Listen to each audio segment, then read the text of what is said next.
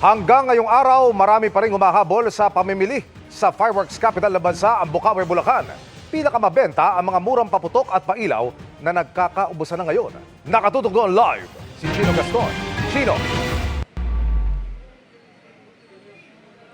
Emil, ilang oras na lang, bagong taon na at marami sa mga kababayan natin ang naghahanda na o di kaya nasa mga family reunions na. Kaya malamang ito ang dahilan kung bakit maluwag ang daloy ng traffic ngayon sa North Luzon Expressway. Pero bago nito, marami ang humabol at patuloy na humahabol ng pamimili ng paputok dito sa Bukawi, Bulacan.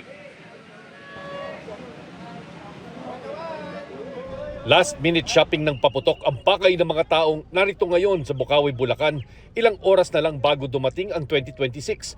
Halos puno ang mga parking sa dami ng bumibili ng paputok. Marami sa nagpunta ngayong araw mamimili dahil ngayon lang may oras o budget. Kasi tapo ngayon lang kami may time, busy po kami palagi, kaya yun. Katatapos yung Christmas party namin sa HOA. So parang last minute? Yes po. Ngayon lang po. Si Rogie naman, inakalang mas mura ang mga paputok sa mismong bisperas ng bagong taon. Pero dahil nauubos na raw ang stock ng mga murang paputok at pailaw, lalo itong nagmahal. Bakit akala mo dahil ilan oras na lang mas mura na? Opo, akala ko mas mura eh. Mas mahal pala eh. Mahal pala. Bakit anong mahal na sa tingin mo? Eh, dati kasi bili ko nito, ano lang to, 5. Yung kwetis. Ayun, 850 na. Doble ho. Ha? Hindi ho, parang pumatong lang po ng 200. Dati magkano? Parang 1-1 ho, ngayon po pumatong po ng 2. Plus 200. Oo. Kasi ho, in demand na ho, hanap na po ng tao kasi. Sa kabuuan, masaya ang mga nagbebenta ng paputok at pailaw.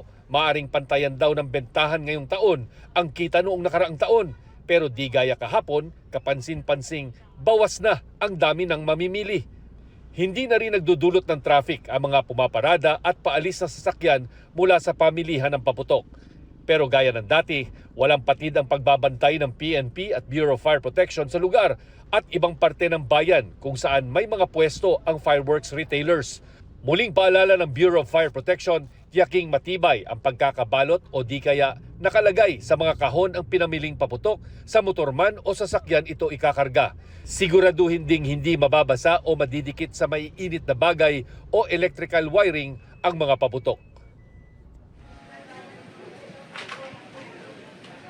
Emil, sa huling ikot natin dito sa mga fireworks stalls dito sa Bukawi, Bulacan ay nabilang siguro natin mga 5 tindahan na naghahanda ng magsara dahil na ubos na ang kanilang paninda mula dun sa pinakamurang mga paputok hanggang dun sa pinakamahal na umaabot ng higit 20,000 piso. Pero meron pa rin namang nananatili gaya ng tindahan nito sa aking likuran.